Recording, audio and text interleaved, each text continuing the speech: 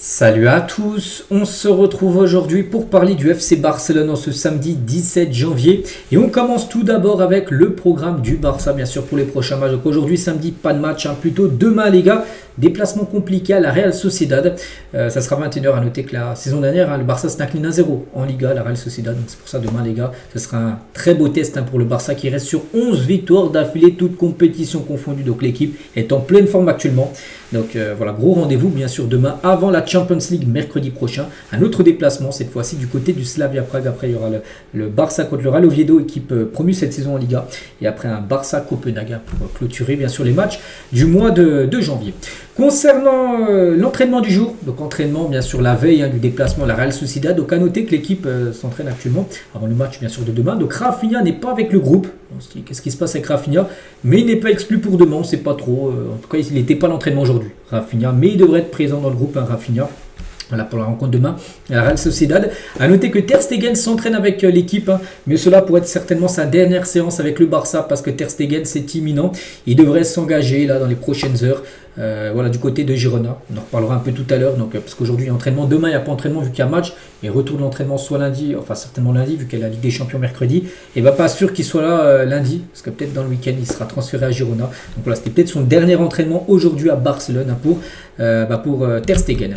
Et aussi on va parler d'un tout jeune joueur, Dro. On parle de Dro, mais en tout cas il ne s'entraîne pas avec l'équipe. Il finalise son départ du Barça. Qu'est-ce qui se passe les gars avec Dro? On parle de départ et tout.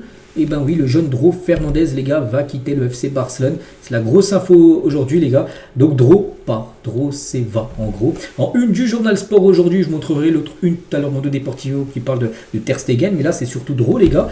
Et Dro les gars pourrait quitter le Barça dès cet hiver. Donc hier on a appris en gros que Dro, il a demandé en gros à Hansi Flick, à Deco, tout ça, de quitter le club. C'est lui vraiment qui veut partir. Donc plusieurs clubs européens sont prêts à payer sa clause libératoire de seulement 6 millions d'euros. Donc le projet du Barça c'était de le prolonger et d'augmenter sa clause, qu'il y a une clause de 6 millions d'euros. C'est-à-dire que le Barça va le perdre pour 6 millions d'euros. Parce que les grands clubs européens sont intéressés par le joueur. Et une équipe les gars qui est très intéressée, c'est le Paris Saint-Germain les gars qui devrait lever la clause libératoire du joueur. Donc quand tu lèves une clause libératoire, voilà, par exemple tu payes les 6 millions d'euros pour Paris. Et si le joueur donne son oui pour rejoindre le club, le Barça n'a pas son mot à dire. Ce qui s'était passé bien sûr avec Neymar. Paris avait payé 222 millions d'euros. Bon, le Barça était un peu d'accord à récupérer cette somme-là. Donc le joueur Neymar était OK pour rejoindre Paris. Ça s'est fait. Donc là c'est la même chose. Les gars, le Barça n'a pas de mot à dire. Parce que si sa clause libératoire est payée, si le joueur va aller dans le club qui a payé la clause libératoire, tu peux rien y faire. Et c'est ce qui va se passer tout simplement avec Dro. C'était ce qui s'était passé avec Marc Guehu, avec l'équipe de Chelsea. Chelsea avec des bourses, je ne sais plus combien, une somme à peu près pareille pour rejoindre Chelsea. Donc là, ça sera la même chose concernant ce jeune Dro. Donc le PSG a présenté sa proposition de contrat à Dro qui s'apprête à quitter Barcelone. Donc le PSG pousse à le recruter et des discussions sont déjà en cours, en coulisses bien sûr. Pour finaliser l'accord, c'est Fabrizio Romano qui le confirme. Donc s'il dit ça, c'est qu'il y a des chances bien sûr qu'il parte. Donc Dro en a parlé bien sûr avec Hansi Flick de son envie de départ. Donc la conversation de Dro avec Hansi Flick a beaucoup surpris l'entraîneur. Dès que Hansi Flick il a entendu ça, il a entendu que Dro lui a dit moi je veux partir, tout ça, j'aimerais quitter le club là dans les prochains jours. Donc Flick les gars était totalement sous le choc on peut dire. Il a très mal pris. Hansi Flick. Flick avait dit qu'il comptait énormément sur lui, qu'il avait une grande confiance en lui et que le club le voyait comme quelqu'un d'avenir très prometteur parce que oui peut-être il a très peu joué mais tu sentais que c'était un joueur bien sûr, c'est un joueur pour le présent et pour le futur bien sûr, il a 18 ans, il est tout jeune et voilà, Flick vraiment est très déçu que le joueur veuille quitter en gros le FC Barcelone. Donc les raisons pour lesquelles Dro souhaite quitter le Barça, donc il a l'impression de ne pas avoir de voie claire avec l'équipe première, c'est vrai, après on se dit il y a énormément de concurrence, lui il joue un peu, c'est un joueur un peu offensif. Alors, je pense qu'il peut jouer un peu toutes les positions offensives.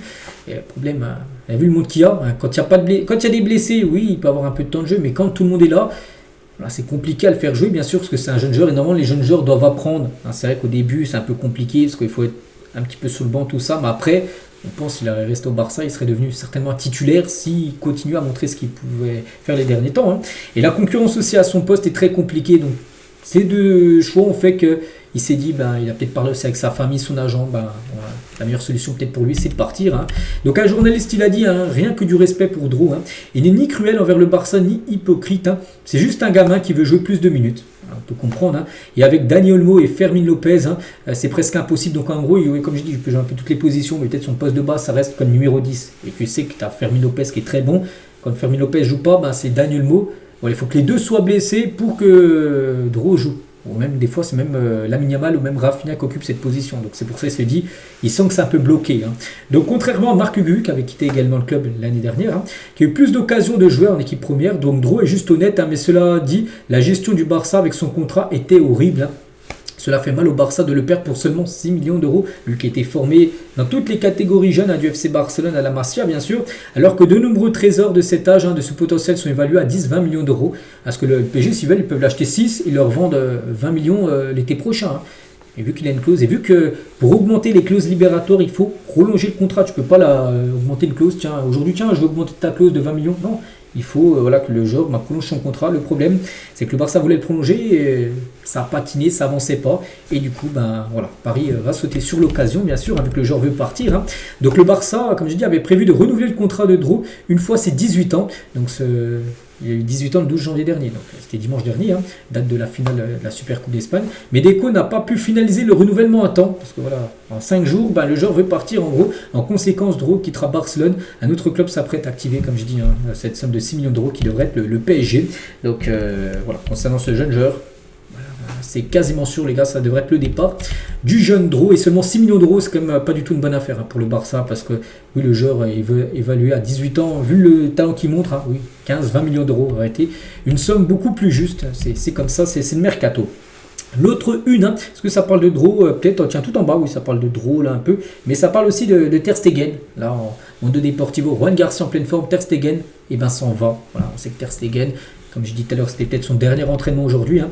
Et Ter Stegen, les gars, Girona, c'est quasiment bouclé, c'est quasiment fait. Un accord entre toutes les parties est pratiquement trouvé, il s'agirait d'un prêt de 6 mois. Voilà, donc lui serait aussi bien sûr allé ailleurs. Donc lui, voilà, le Barça n'est pas contraint. Dro, le Barça est déçu, mais lui, voilà, c'est la meilleure solution. Le Barça va un peu économiser bien sûr son salaire. Je crois que le Barça paiera quand même 75% du salaire et Girona prendra 25% en charge. Hein.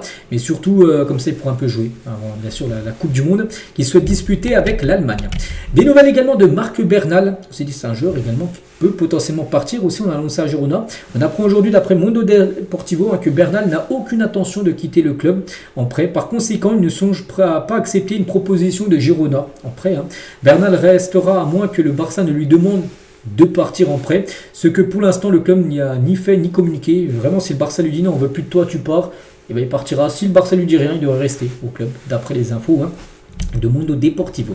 Et toujours avec Bernal, hein. Donc il a débuté contre le Racing Santander en coupe là, il y a quelques jours, ce qu'il a pris comme un message clair de la part d'Hansi Flick qu'il faisait partie encore de ses plans, bien sûr. Hein. Le joueur veut rester à Barcelone et n'est pas enthousiaste à l'idée de partir en prêt. Une autre affaire serait sur les projets que le Barça pourrait proposer peut-être pour son départ en prêt. On continue avec Lewandowski aussi, des nouvelles. Tiens, c'est vrai que ça accélère un peu tout. On a dit, de toute façon, on rentre dans le premier trimestre de l'année, on avait parlé. Hein. En 2000, quand on était octobre, novembre, on disait, oui, Lewandowski, les gens en fin de contrat, fin de saison, tout sera décidé début d'année prochaine. Donc là, on est quand même le 17 janvier. Hein. Donc le Barça décidera de Lewandowski après cette saison. Donc ça, sa performance est bonne. Hein. Il marque des buts et suppose parfaitement qu'il n'est plus titulaire permanent dans l'équipe. Maintenant, c'est plutôt peut-être un remplaçant. On a l'impression que c'est Ferran Torres maintenant qu'il est titulaire. Hein. Donc le problème, hein, c'est qu'en août, hein, il aura 38 ans. Son salaire est également très élevé. Et voilà, pour le prolonger avec le même salaire, c'est pas possible. Hein. Si il venait avoir une nouvelle prolongation de contrat, il devra accepter déjà un rôle de secondaire, de remplaçant, comme il l'a actuellement. Et aussi, les gars, il devrait revoir son salaire divisé par 2, par 3, je sais pas, mais il devrait faire une grosse croix sur le salaire actuellement qui touche du côté du club. Et on finit aujourd'hui avec Julián Álvarez. Hein. C'est lui la cible, c'est la cible prioritaire pour le Barça bien sûr. Donc Alvarez reste une cible pour le Barça, il ne réalise pas une grande saison avec l'Atlético, mais c'est un attaquant que la direction sportive et Hansi Flick apprécie énormément, bien sûr, un attaquant argentin. Ça ne sera pas facile bien sûr de l'avoir, car il s'agit d'une signature très coûteuse, hein, qui coûterait environ 100 millions d'euros. Oui, hein, de toute façon on ne pense pas que l'Atlético le lâcherait pour 50 millions d'euros Alvarez, ni en prêt, donc voilà, ce serait un transfert sec, donc ce serait un transfert, il faudrait monter au moins 100 millions d'euros. Donc c'est dire ça passerait déjà par une grosse vente, le Barça ne peut pas poser 100 millions d'euros sans vente de joueurs. Il faudrait qu'un joueur important de l'équipe soit vendu cher, même très cher, et avec cet argent-là, tu peux bien sûr investir bien sûr sur Alvarez. Hein. Et en tout cas, un sondage de Marca, les gars, demandait aux supporters quel attaquant il recruterait pour le Barça. Avec 4 attaquants, par exemple, Vlahovic, Guirassy, Alvarez et Harry Kane. On peut voir qu'Alvarez, hein, c'est lui qui a le plus de votes, hein, 40%. miserait enfin sur Alvarez. Donc elle est le plus cher des 4. Hein. Harry Kane, les gars, serait beaucoup moins cher. Harry Kane, bon, ça resterait quand même cher, mais moins. Vlahovic, le gars, il est en fin de contrat, donc lui serait 0 €. Voilà. Et Guirassy serait aussi un peu moins cher. Donc voilà. Alvarez est le plus cher, mais en tout cas, c'est ce genre-là que les supporters veulent. Et on finit avec ça aujourd'hui. Voilà les gars ce qu'il y a à dire. J'espère que ça vous a plu. On se retrouve demain, bien sûr. Demain, en plus, il y a un match. Hein. On fera l'avant-match, tout ça. Allez, je vous souhaite une très bonne journée. Bon samedi à vous. Et à demain.